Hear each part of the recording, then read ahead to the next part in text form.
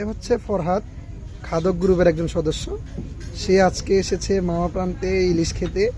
তার জন্য রয়েছে স্পেশালি ইলিশের লেজের ভর্তা, বাংলা খাবারের ভাত, এখানে রয়েছে বেগুন ভাজা ও ইলিশ মাছ। রনিবে অলরেডি টেস্ট করা শুরু করে দিয়েছে। কিও তাই তো থাকবে না ডিম ডিম এটা দিছে লেগে তোমার কি কয় ওই যে চেরি অন দা টপ আছে না, কিও তাই সব ব্যাটার খাবে করতে। এটা চেরি অন দা টপ সবাই খাওয়া লাগবে না, সবাই যদি সব জিনিস খেতে লইব।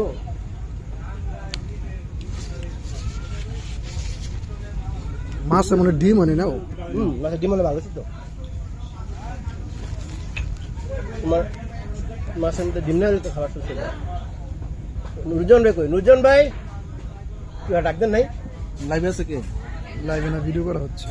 আচ্ছা, এই যে এই পেঁয়াজের ভর্তাটা, আপনার কি মনে হয় সন্ধ্যা হোটেলের মতন হবে এটা? এই যে পেঁয়াজের ভর্তাটা দেখে আমার সন্ধ্যা হোটেলের কথা মনে পড়ছে। সন্ধ্যা হোটেল তো সে আগের মতো পেঁয়াজের ভর্তা নাই।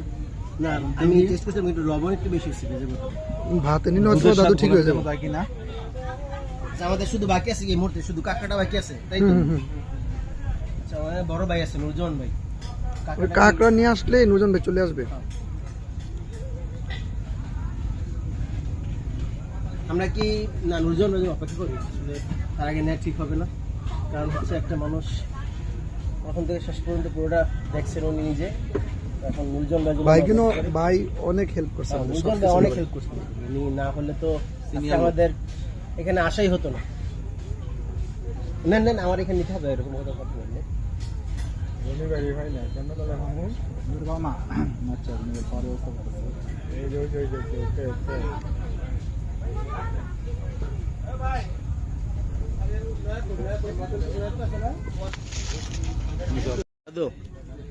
কাঁকড়াটা সম্পর্কে কিছু বলো।